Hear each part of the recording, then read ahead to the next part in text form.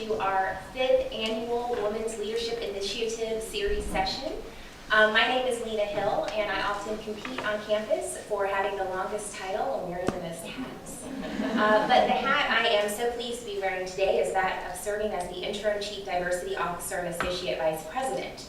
So I get to welcome you, some of you maybe for the first time, to this series. And I'm just excited that you have decided to spend your lunch hour with us. I know that you are going to enjoy this. And for those of you who are returning for maybe the second or third, fourth, even fifth time, thank you for deciding to continue to support what is the very necessary continued dedication to dialogue around all the challenges that we know women face in the workplace. As many of you may have noticed, we're recording this session, and that will offer an opportunity for those of you who'd like to continue the conversation later after today's event. In the next few weeks, you'll be able to access this, and you'll also, if you are interested, be able to have discussion guides to host a discussion in your area. And if you go to this site, where I'm sure Liz has that information, you'll also see past sessions, so you can get a sense of what's happened in the past if this is your first time joining us. But before we get too far beyond today's event, it is a privilege for me to get to introduce our speaker for the day. Dean Gardial really just defines and challenges all systems that we think of that might keep women outside. She was named Dean of the Henry B. Tippie College of Business at the University of Iowa in 2012. Previously, she was Beeman Professor of Business at the University of Tennessee, where her leadership roles included Vice Provost for Faculty Affairs, as well as Assistant and Associate Dean for the College of Business Administration. She has served in leadership and volunteer positions for International Business School Associations, including the MBA Roundtable, the Graduate Management Admissions Council, and AAC-SB. Dean Gardial is a board member of the United Fire Group and the University of Iowa Community Credit Union. Throughout her academic career, she has been the recipient of several teaching awards, and if anyone has heard her speak, this is not a surprise. And she's published on the topic of customer value and satisfaction, including her book, Know Your Customer. She is a frequent public speaker for academic, corporate, and nonprofit organizations because to hear her speak once is to have the seed planted and the desire spring to hear her again. And she also has worked with a variety of companies, including Procter & Gamble and Frito-Lay. She earned her undergraduate and MBA degrees from the University of Arkansas and her doctorate in marketing from the University of Houston. A native of Hot Springs, Arkansas, and that is so appropriate. Sarah and her husband, Jeffrey Gleason, who I just learned last weekend, is a pretty impressive guitar player in a local band. Two. Oh my goodness, two. I've only had the pleasure of hearing him in the one, but it was great.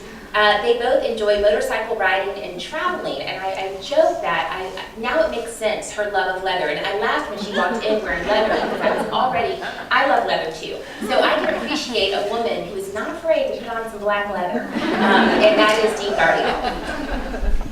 She also has two grown daughters, Meredith and Julia, and the other thing I have particularly enjoyed about Sarah, getting to know her over the years, is she is a colleague who you can go from asking advice in terms of how to really balance, or she told me, don't use the word balance. When I started to take on more administrative roles, she said, don't strive for balance, just manage, because otherwise you might always be disappointed.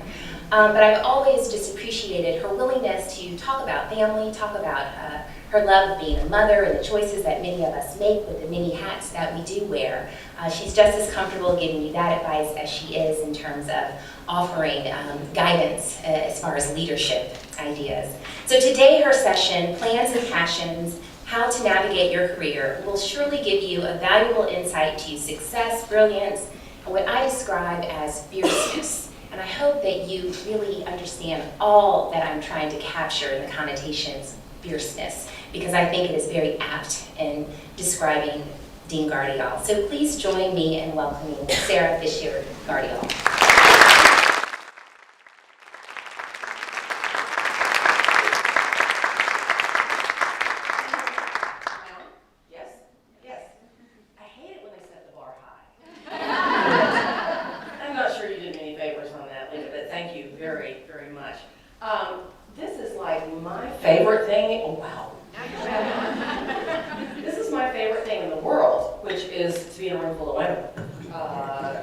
about how we move ahead, individually and collectively. I love the energy, I love the honesty of the conversations that we can have, and so I'm just thrilled. I thank you or whoever got me here for the invitation. I'm happy to be here.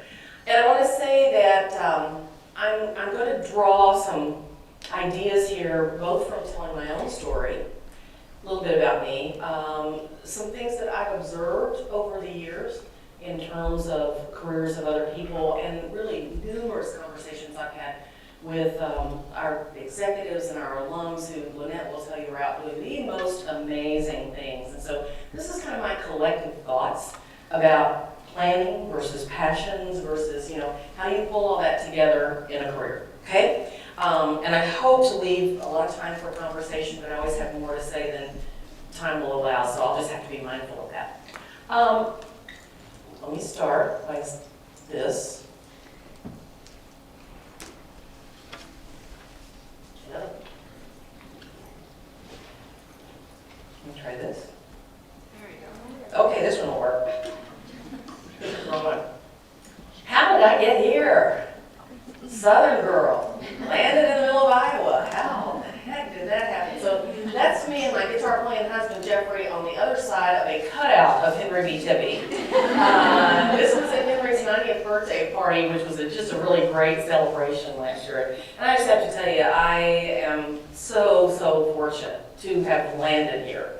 And I'd love to say that it was all very planned and thoughtful and intentional, but life has strange ways of moving you about, and so I have to admit that having grown up in several places and lived in several places in the South, it was never my intention that, boy, I really need to go to Iowa someday. But it took me and my husband about 2 weeks to go, oh yeah. I tell people all the time that there was a Midwesterner in me trying to get out all those years, and I just didn't know it until I got here. So here we go. I put some faces up there. Some of them I know, and actually one that I don't, but how did any of us get where we are? One of the things that I'm absolutely sure of is that no one had it planned.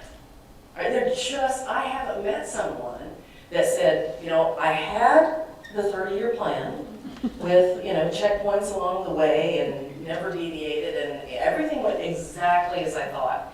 And, that starts with Henry Tippie, who will tell you that he never even envisioned that he could go to college when he was growing up on a dairy farm during the Depression in Belle Plaine, Iowa. Who knew that the World War II GI Bill would throw him into an accounting degree, which has led to unbelievable things for him, right? Just completely unplanned. Sherry Salata's the next picture there. She is one of our alums. She was the co-president of Harpo Studios and the Oprah Winfrey Network. She left our campus here, went to Chicago, started working in advertising and then television production, and along the way kind of found herself working for this local person, Oprah Winfrey, who had a noontime show, and then over time, that took her unbelievable places. Malala is next. She's the one I hope to meet at some point. Does everyone know Malala's story? She has taken an unbelievably terrifying event in her life and used it as a platform to advocate for women's education in developing countries around the world. She is magnificent. If you haven't seen it, you must Google Malala at the United Nations. It's completely worth your time. You will be humbled. And then finally, this was one of our alums who was just here last week, Tuma Basa, who is like some kind of big guy in the rap world. That's not my world, but he and Snoop, they're on the phone together. I'm not kidding. He was here in the College of Business and went off to a career fair and noticed a woman sitting off by herself and said, someone needs to go speak to this woman. And, he's just being polite. What are you doing here? Well, she's got internships in Washington, D.C. for African Americans. Oh, okay, great. But, he says, I want to go into entertainment. I don't want to go to politics. And she said, oh, well, like BET is there, what are some things that we can kind of open that door? And she did, and then he got into the entertainment side, and then he went to, all kinds of things, including Spotify, and now he's at YouTube. You hear these stories over and over and over, and what you understand is that there's a great deal of serendipity about what happens in life, and that doesn't mean don't plan. But what I say is this: have a plan and hold it lightly. Oh, I gotta do that thing next, right? Because I'm a big believer that life brings us things that are unexpected, and frankly, I think life often brings us things that are bigger than our dreams. That if we really did do what we planned to do, we would have maybe dreamed a little bit too small, all right? So first of all, I am, the dean of the College of Business, and I am not standing up here saying, have a plan, have a 5-year plan. I'm saying, yes, you have goals, you have all kinds of visions and passions and those kind of things, but the path to getting there is as infinite as we are, right? Okay, there we go. I just said that. Serendipity happens. It's just the way that life works, and thank goodness, it's the richness of life. But you have to be ready to jump when the opportunity's there. And that's why we prepare, that's why we continue to develop ourselves professionally, that's why we put ourselves out there and say yes to opportunities that come along, because when that opportunity comes, we want to be ready and have the skills and say, yes, I can take that on next. All right, so it's not about, the serendipity piece is not like sitting back and waiting for something to come to you, because you're constantly putting yourself out there in a place where things are running over you, right?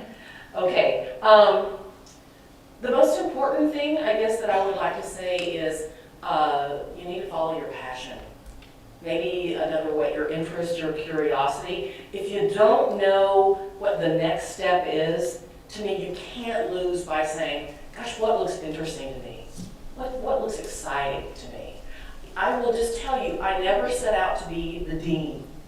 I never set out to even be in leadership in higher education. Now, in hindsight, that seems pretty stupid, because both my parents are educators, so I think I'm probably genetically wired at some point for this. But my dad was actually the president of a community college. And one day I woke up and said, oh, I think I've kind of followed some footsteps here, but it was completely unconscious. Because the decisions for me were all about, oh, that looks fun to do, right? And I'll give you an example. So I was in the MBA program, and I was going to just graduate, go out and work in corporate America. But one of the things that I really loved was market research that really got inside people's heads. And I exhausted all the courses that I could take. There was one PhD level course left out there. And so I thought, well, all I can say is no. So I asked somebody if they would give me permission to be in that class, even though I wasn't a PhD student, obviously. And they said sure, and they let me in there, and all of a sudden, for the first time, I started hanging out with people who were preparing for a career in academia. So this is, kind of late in graduate school, even for me. And all of a sudden, it's like, oh, this is interesting. Hadn't really thought about this. I thought MBA and done. And all of a sudden, this opportunity was there in front of me, but because I followed that passion. You've got to do that is listen to this. I think, I might say this at some point, we work far, far too many hours in our lives to not be doing something that feeds us, all right? If not, the energy is just being sucked out, and it's not being filled back very well, and you really need to put yourself in a place where you get up every day and what's coming to you is feeding you. Now, it doesn't mean it's not hard, and it doesn't mean we don't work hard, but without the passion, the curiosity, the interest, you're just going to be sucked bone dry. So follow your passion, do hard work, network, seek mentoring, and don't underestimate your value. These are the 5 points that I want to make, and then we'll open it up, okay? Be proactive. Here we go. I've already said this. Follow your interests, passions, and strengths. What sparks you? All right, I think women are particularly good at this. We tend to listen to our intuitive sense more than the other side does. And so we know when we're feeling that energy. Sometimes we even feel it physically, right? Sometimes you can actually feel your blood pick up and your ears are up and you're like, oh, you know, and what's next? You know, I tell students that come to university and don't have any clue what they want to do, you'll know it. You'll know it when you get there, when you feel it, and all of a sudden it's, I want more of that, right? That's what you're listening to. Oop, I went too far. I don't know if I get this back or not. Dead commit. Help is on its way. Help, help, help, help, help.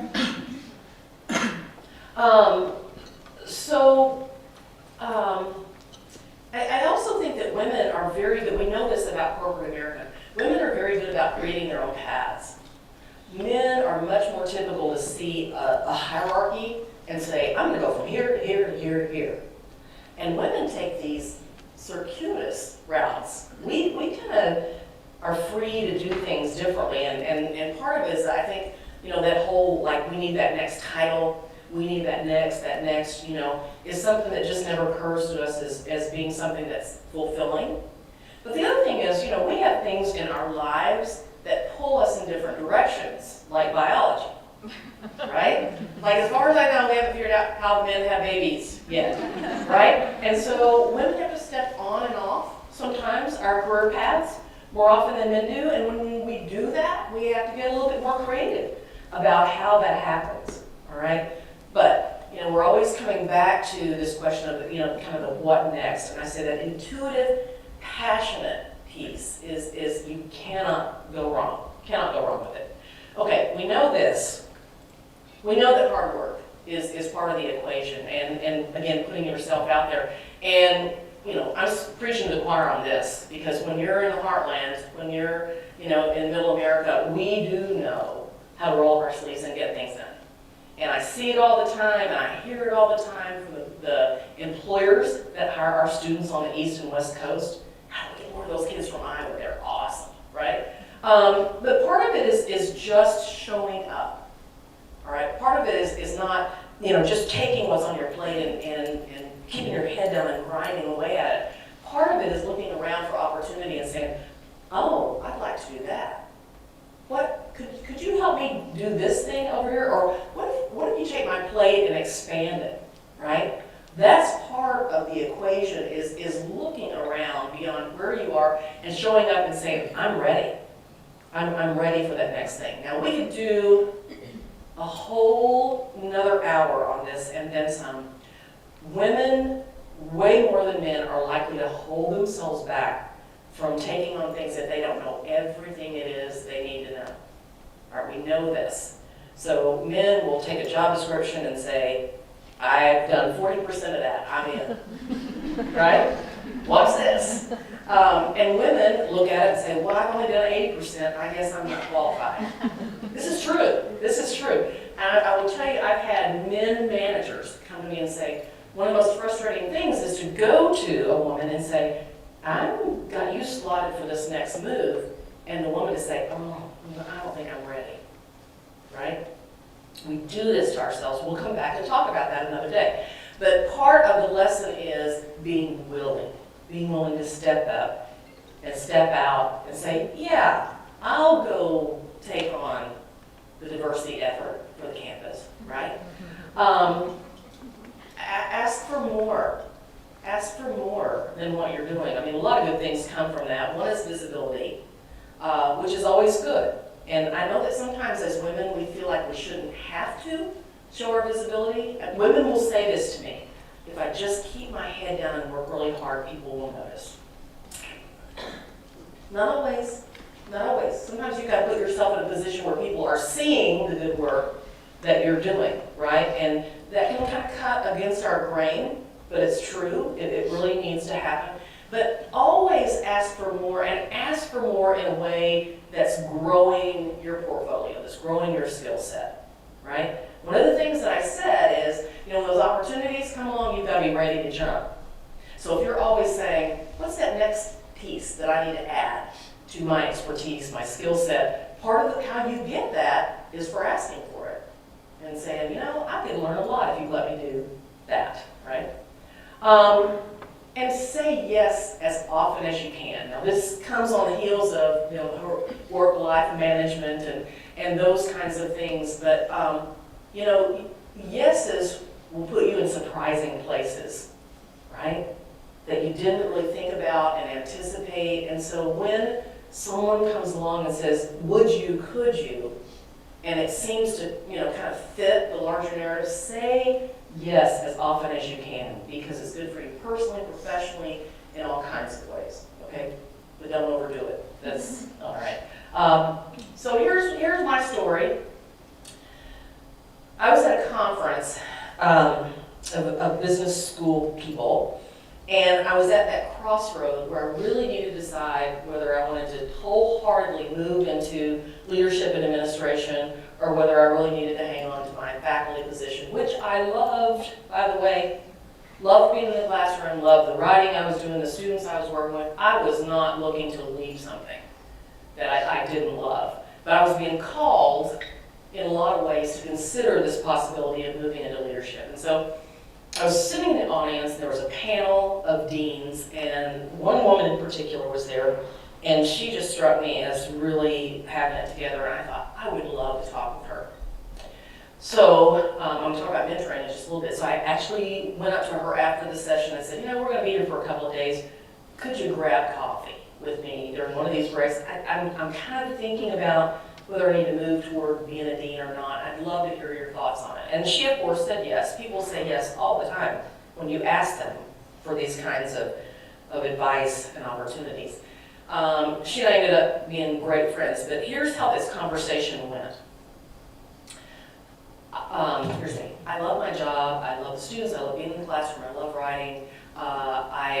You know, there's nothing I hate worse in life than sitting in meetings where nothing happens, right? And not having flexibility of my time. And when I look at what I'm doing versus the dean position, it feels like I'm going to be giving up all the things that I love, or the whole bunch of it, and spending a lot of time doing things that I don't love. I mean, that literally was how I was seeing it. And she said, yeah, you're right. She said, here's the deal. She said, you know, all those tables that you're sitting around, not all the time, but a lot, really important decisions are being made there. And you can decide to be there or not. Wow. And that, I just had to step back and think about that. Because then you've got to decide, you know, whether you're going to be one of those people that wants to be at the table, that wants to be a part of those conversations, that wants to help people, institutions, whatever, move forward. Because if you're not, then you've got to be okay sitting back and letting all that stuff go on around you. And not complaining about it, by the way. Right? And I knew, I knew myself enough to know that even though it was a mixed bag, I needed to be at the table. And so I think that's the bottom line. I think you've got to decide that for yourself. Do you want to be at the table? Do you want to be there where those responsible, important decisions are being made for something, hopefully, that you're passionate about?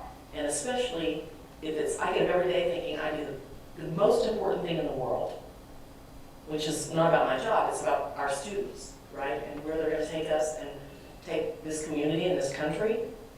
You know, do I want us to get that right? Absolutely. Put me at the table, right? Okay. All right. Networking. I'm going to go through this quickly because there are other opportunities to hear about this, but I just have a couple of points that I want to make. You know, I think that we all are responsible for curating, meaning we get to select, right, our mentoring team. Now, if it was football season, I'd say, all right, you get to be the quarterback, right? And then you select who's all, you know, in the huddle with you. But the truth is, our jobs are to make sure that we are surrounded by the support, advice, the guidance, the love of people that we can tap into as we're moving forward in our careers, because we're going to constantly be, we're doing it right, hitting up against things we don't know exactly how to do, right? And we need that wise and listening person there with us. And so I put a couple of people, so the blonde woman, that's Karen Newman, she's the one that said, you can either be at the table or not. From me asking her to have that cup of coffee, she became a mentor of mine for years. There's my River Girls. This is kind of my group of women that I've known for 20 years, you know, where you don't even have to explain where you're coming from because they know in a heartbeat, they know your history, they know everything you've been through. But they're also that honest mirror that holds it up to you and says, we see this going on, right? You gotta have that. You gotta have that in your friends, right?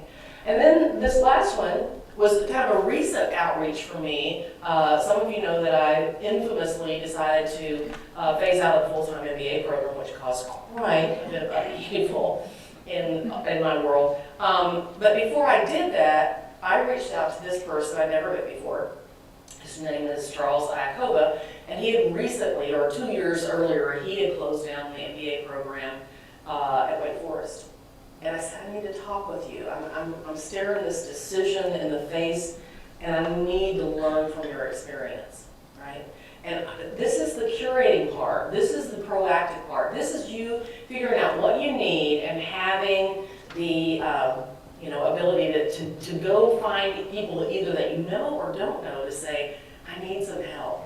And I will tell you that the idea of a mentor is crazy foolish. No one can serve all the different questions and needs that you have. That's why you need a team. So you need someone that can talk with you about the family issues and how do you balance that. And then you need someone to talk with you about the specifics of your program. And you may need someone to help you figure out how to advocate for yourself. And that may or may not be someone that you work with. But you get to find those people and pull them together, okay? All right, and men and women. I think of it as kind of a matrix. Think about all the things that you need to work on, and then think, well, who's the person that might help me with that? And it can be a formal or informal mentor. Like I said, it could be from work, from your friendship circle. It could be all kinds of people. But start filling that in and saying, if these are the things that are important for me to have guidance on, do I have someone or many someones who can help me with that? And if I don't, where are my gaps in there? And how do I go fill those gaps? Because that list on the left-hand side says these things are important and I may need help. And if you can't say pretty quickly, and here's who I would go to, then that's worth some thought on your part. Okay, don't underestimate your value. I just had this conversation earlier today, but we know this from research. We know that women aren't as confident about, especially their salaries, what they should make, what they should ask for. We're just a little bit culturally, and I think also biologically, kind of wired to take whatever's left over and be fine with it, all right? You don't ever want to go into a situation where by failing to advocate or failing to negotiate for yourself, you put yourself in a hole. So that 75 cents that we make on the dollar for every man out there, right? And that's in a title to title comparison, right? That difference of 25% means that over a career, we would have to work, women, 12 more years than a man to make the same amount of money in the same jobs we had. Is that shocking? I mean, it's crazy. And there are a lot of reasons that happens. It's not all on us, but some of it's on us, right? Some of it's on us to not undervalue what we do and to ask for, not the moon, but reasonable, compensation for what we're doing. Sometimes it's not money. Sometimes it's about, can I have some time off, or can you give me some professional development if I step up and do that project for you? There are all kinds of things we can ask for, and we can come back and talk about that as well. But we just know that it's true that women, if given the same job description as a man, and they've done experiments and said, okay, how much do you think the salary should be on this job? Women always come in under the men. We do that to ourselves and we do it to others. We're always kind of they're valuing. Here's the problem, and I'm going to just fly through this. There is research that shows that women at the tops of organizations lead to better organization performance. We are needed. We are needed in leadership positions. Lack of diversity inhibits performance in organizations. More diversity, whatever performance dimension you want to pick, improves when there are people at the top that don't always see things the same way, right? So another book that I might recommend to you, something called Reimagine by Tom Peters, and he goes through the list of characteristics that women have that are just innately stronger for us than they are for men. That doesn't mean better. They have complementary things. But we live in a world now where businesses are not about hierarchy. They're not about command and control. They're about flat organizations where there's sharing, there's collaboration, teams come together, they work through a problem, they disband, they move on to something else. In that kind of environment, the ability to listen, to form relationships with other people, to share, those are great skills. I know it's a big stereotype, but who owns those? Women. We have a skill set that is so naturally fitted to today's work environment in terms of how things get done. And we need to step up and value that because, we need those opportunities, but our organizations need us to step up as well. So finally, be proactive. I love this. Don't wait for your ship to come in. Swim out to it. We know, and this is kind of along the same lines, that women won't ask for what they need. Why do you think?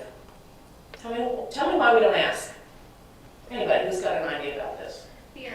Fear of what? Failure. Fear of failure. Rejection. I was just saying fear.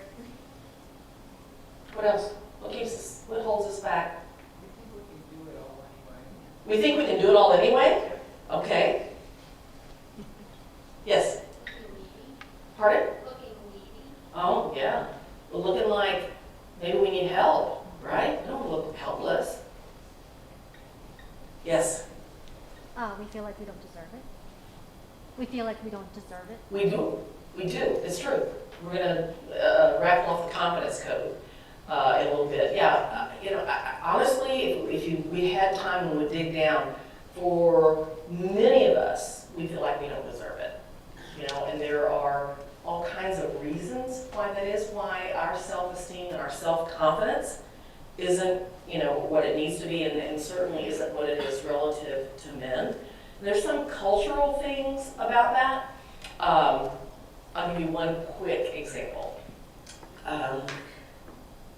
My daughter, who's a lawyer in Nashville, is just turned into such a flaming feminist. I don't know how. I don't know. Nature, nurture, she says, yeah. She says, Mom, have you noticed how we talk to little girls? Oh, you're so pretty. Oh, I love your dress. Look at those shoes. Your hair, right? I do this. I will own this. I do this. We don't talk to little boys like that. We don't talk about how handsome they are, how pretty their clothes are. We say, look at this little man. Oh, you're so strong. Look at you, right? I mean, like right from the get-go, we are sending these different messages about, what's important and what we should be about. And no wonder we grow up being insecure about the way we look and all kinds of things like that. But let me just say, the research is there to show that we don't ask. We don't ask at home, and then we resent, right? That's my story. Don't ask, but resent. That is not healthy. But we don't ask in the workplace as well, right? Women managers will tell me they move into a new position, and within days, the men that report to them are at their desk saying, when's my next promotion? I've got something else I want to be working on. How about it's time for a raise? And they're waiting, and the women don't show up. Okay? It's just true, and there's a lot of research behind this. So I kind of got famous for this year. I don't know if any of you saw this. There was a an initiative, really a student thing on campus called Dear World. It goes all across the country. And they invite students to come in and to tell a story about something kind of pivotal that happened in their lives, and then you write that message on your body somewhere, your face, your hands, your arms, your chest, whatever, and then they take a picture. And so they did this here, and all the students, pictures were posted, and I got a call from one of our students who was helping put this together and said, we want some, campus leadership to come, will you come do it? Sure. So I went down and did it, and this was the result of it. And there are a couple of funny stories about this, but basically here's the story. Here was my pivotal story that popped into my head, but I think about this a lot. I said I grew up in the South. Funerals are big for us down there, all right? Not that we enjoy people dying, but we really enjoy the food and the gathering that happens around that and kind of take it to a high art, right? And this can kind of go on for days. And after a particular relative had passed away, and I've been in the kitchen for like 3 days, with other women, and it's like, okay, put the food out, get it on the table, everyone comes through, clean up, store it, send it next door to the neighbors because we're out of refrigerator space, more food coming in, what are we going to do with that? I mean, you're doing this, right, for days. And finally, after 3 days, I said, just an observation to the great aunt that was with me there in the kitchen. I said, I've noticed, first of all, that no men have ever stepped foot on the linoleum of this kitchen while we've been in here. But secondly, after we get all the food out, right, and we're putting out these beautiful spreads of food. We know food in the South. But then here's the order of the eating, right? All the men would come through and fill their plates. And then all the children would come through and fill their plates. And then the women were the last group to come through. And I said, I'm just kind of noticing this. And she said, honey, in the last 50 years, all I've had is wings and backs. Think about that plate of fried chicken, right? And what's left, when everything else good is gone. And so I said, no more wings and backs. And I did my Rosie the Riveter kind of thing, and someone wrote it on my arm. And here's the second kind of funny piece about this is that I'm not on social media. I'm just not. And for a whole lot of reasons, but I don't have a presence out there. I don't have profiles. I don't have whatever. But our social media person for the college got this, pulled it off the campus website, pushed it out on the college web, social media, and it started getting shared. And then the alumni magazine picked it up and whatever. And all of a sudden, I'm not kidding. I've got people coming up to me on the streets going, who are you? I don't even know these people.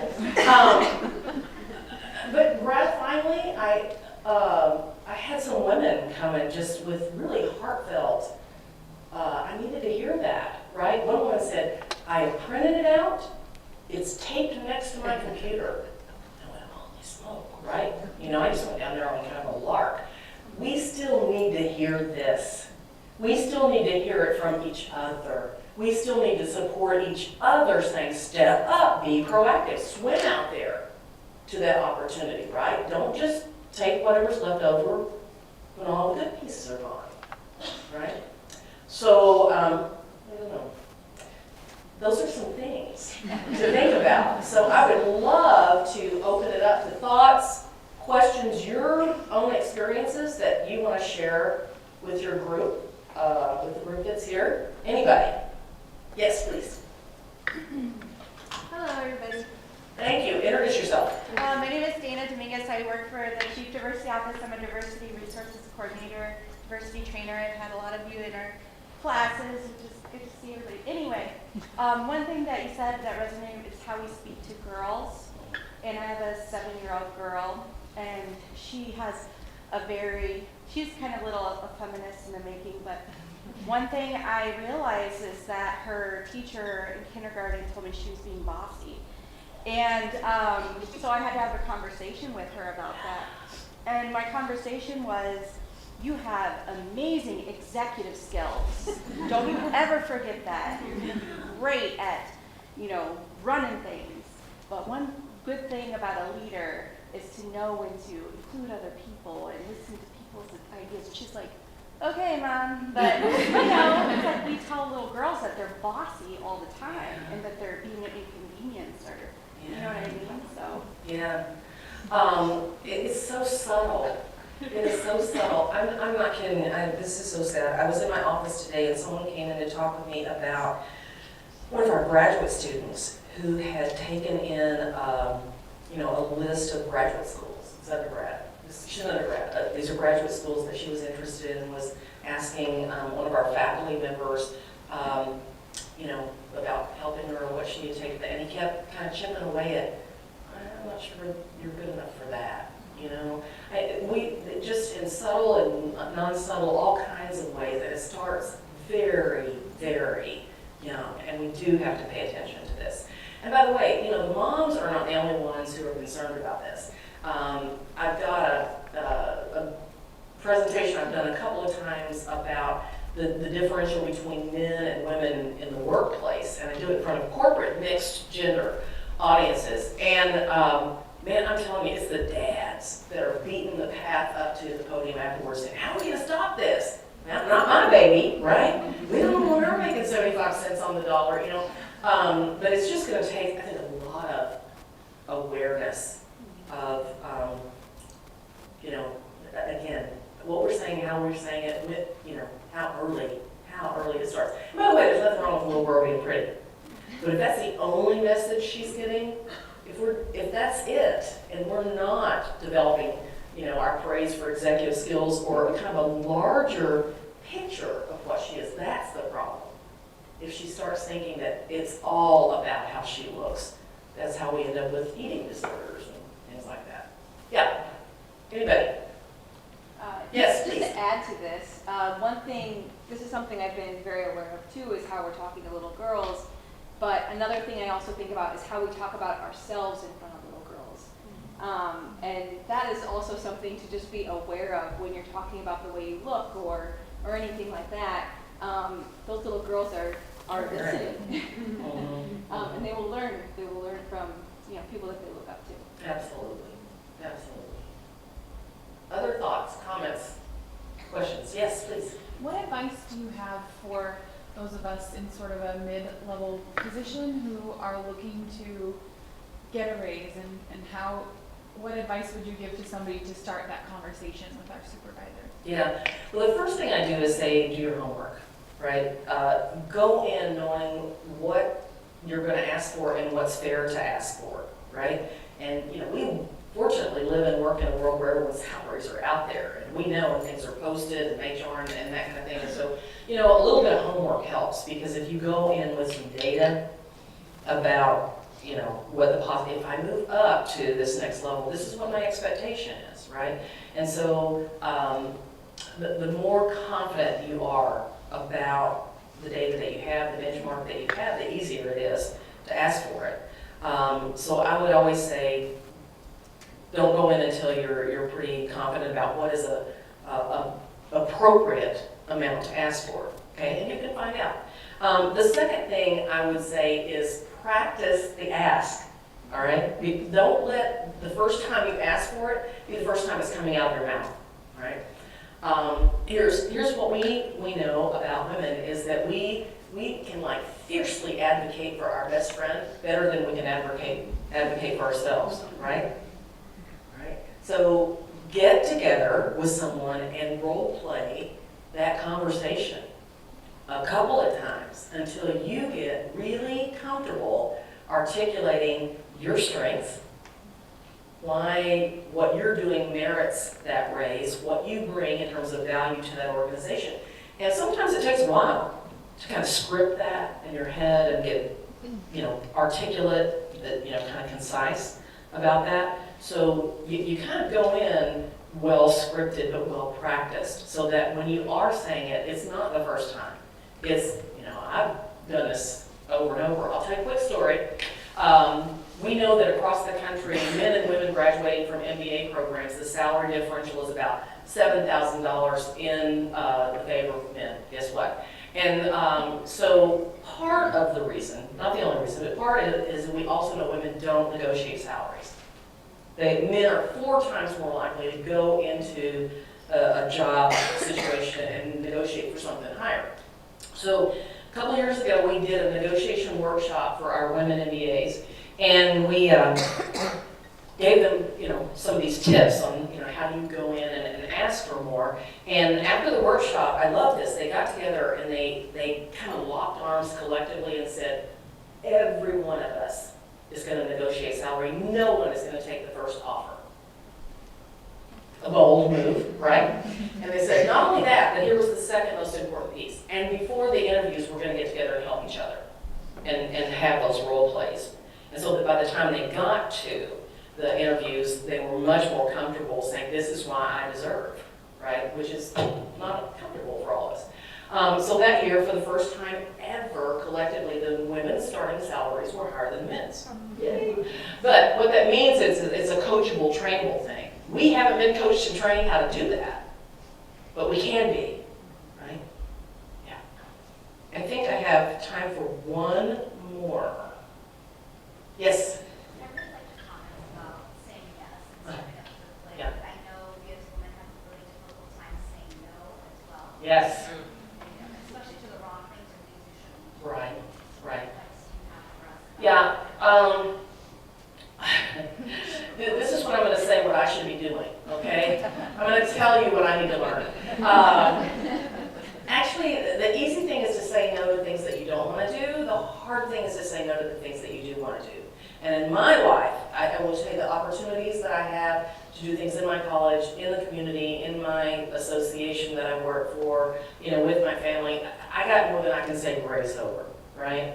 And what I find myself having to do, the hard thing is not saying no to things that you kind of like, but saying no to things that I really would be good. There's literally not enough time in the day for that. And that's two things. One is that's where you've got to be really, really clear about what your priorities are and making sure that you're saying yes to the things that are at the top of the list, right? Someone told me once that if you don't feel great about saying yes, don't say yes, right? If you think, oh, I can do that, that may not be something to say yes to, but if it's like, yes, right? So, pay attention to that.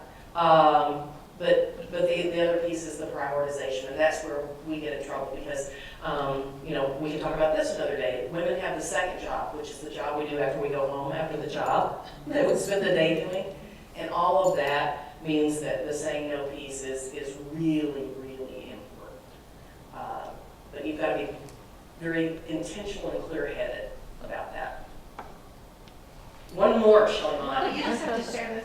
I do? Wonderful opportunity to travel with Sarah in my job here at the University of Iowa Center for Advancement. And one of the most wonderful books that you've ever shared with me is about organization within your home. Could you share the name of the book so that you can share? Oh my gosh, no. This flew out of my head. The art Yeah, simplifying, The art of decluttering? Yeah, Art of Decluttering. It's Tippie or something. Oh my Okay, gosh. Little book. Yeah. Letters. It's just all flown out of my head, but I will email this out to the group. But she talks about decluttering your life, and she says this, and I think it's good, maybe advice for a lot of things. If it doesn't bring you joy, that's a pretty high bar, right? If it doesn't bring you joy, move it out of your life. Now, I think that's good for careers. I think that's probably good for your lingerie drawer. Right? Okay, this works in a lot of ways for you. Sometimes in your career you have to be aware of when you're paying dues, and sometimes we have to do some things to get to that next step. But don't ever say no to something that you don't want to do that's not clearly getting you to that next step that will give you joy. How about that? Okay. All right. So we have books. Okay. So one of my, I was asked what book we'd like to raffle off, and one of my favorite books is called The Confidence Code. Sheryl Sandberg very famously did Lean In a couple of years ago and said, women, sometimes we just need to, say yes and be more proactive about things. But she didn't, she stopped short of saying, wow,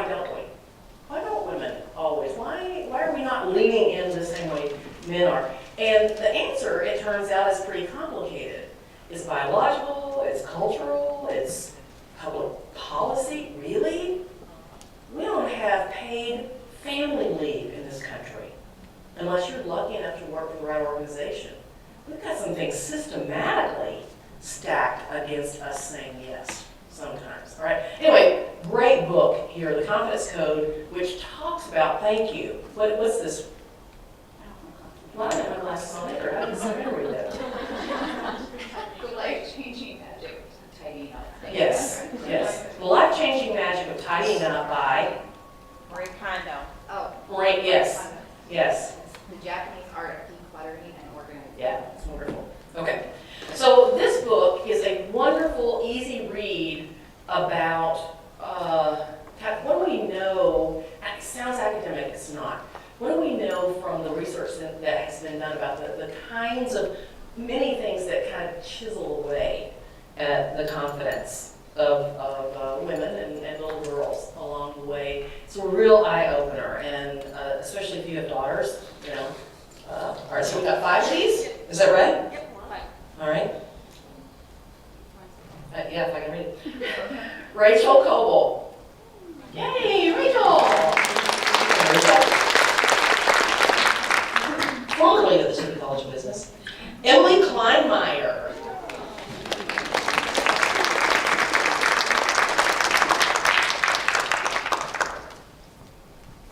Catherine Marshall.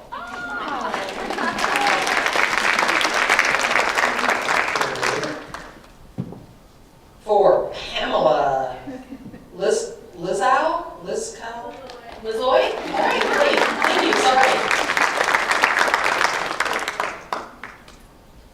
And last goes to Ashley Durham.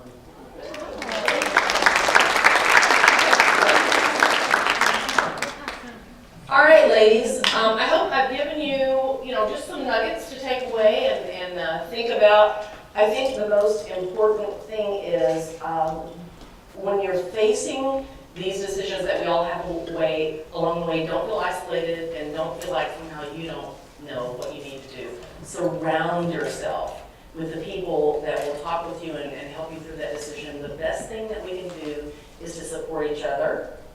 One of my favorite quotes is by Madeleine Albright, who said, there's a special place in hell for women who don't support other women.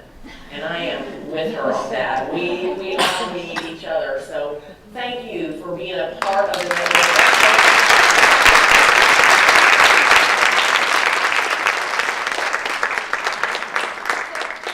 Can we thank her one more time? I just want to say that wasn't just Sarah Dean Gardial sharing wisdom and sharing things that we should focus on, but I think that was also a call to action for all of us to be flexible in our dreams, not to define them too narrowly, to say yes, and to just understand all of our potential. So can we thank her one more time?